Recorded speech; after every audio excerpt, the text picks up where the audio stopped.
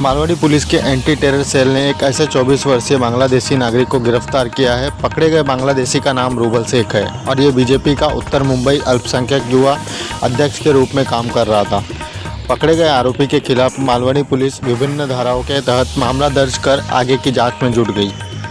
Malwadi police के अधिकारी को जानकारी मिली थी कि एक आरोपी चोरी चुप्पे भारत में आकर रह रहा है।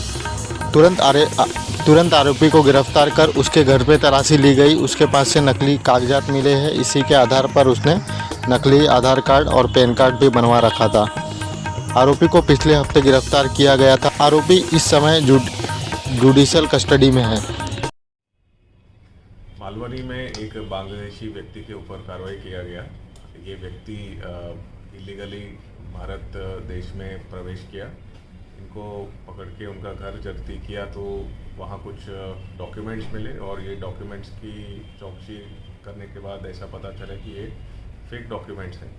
तो इस आदमी के ऊपर फॉरेनर्स एक्ट और आईपीसी के फॉर्जरी और फॉल्स डॉक्यूमेंट्स के संबंधित सेक्शन लगाए गए हैं और ये कार्रवाई मालवाड़ी पुलिस स्टेशन के एंटी टेरर सेल ने किया है।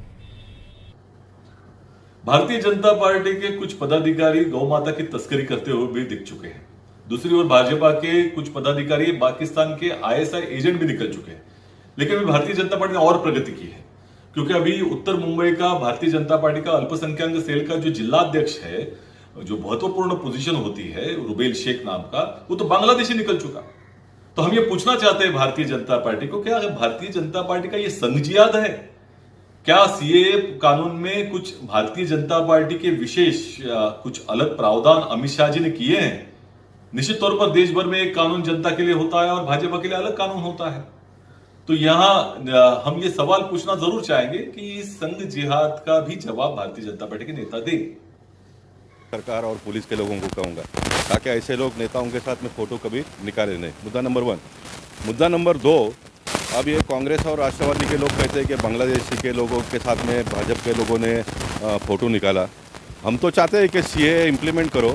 सिटीजन अमेंडमेंट बिल जो हमने पास किया पार्लियामेंट में, वो हम अमल करना चाहते हैं। और अमित शाह जी ने अभी 15 दिन के पहले और पार्लियामेंट में कहा कि किसानों का आंदोलन थोड़ा पूरा होते ही ये सिटीजनशिप अमेंडमेंट बिल हम अमेंडमेंट करेंगे, ताकि देश में जितने भी ऐसे बांग्लादेशी लोग इलीगल आकर रहते हैं, उन सारे लोगों को जो नियम व्यवस्था है उसके हिसाब से हम वापस भेजने का काम करें।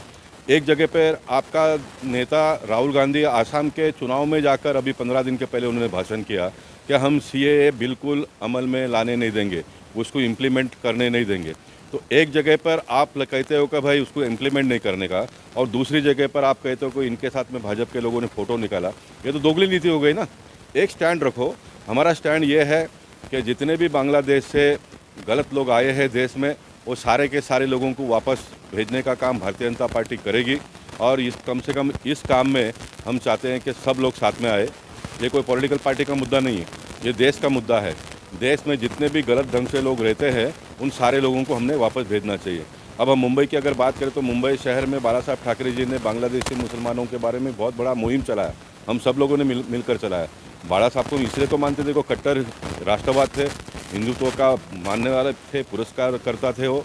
और बाला साहब ठाकरे जी ने बहुत ज़ोर से इस बारे में आवाज़ उठाई और आज उनकी पार्टी ये कांग्रेस और राष्ट्रवादी के चंगुल में आकर सरकार चला रही है और इस सरकार के लोग इस प्रकार से बात करते हैं। तो हम चाहेंगे कि शिवसेना ने भी इसके ऊपर अपना रुख क्लियर करना चाहिए।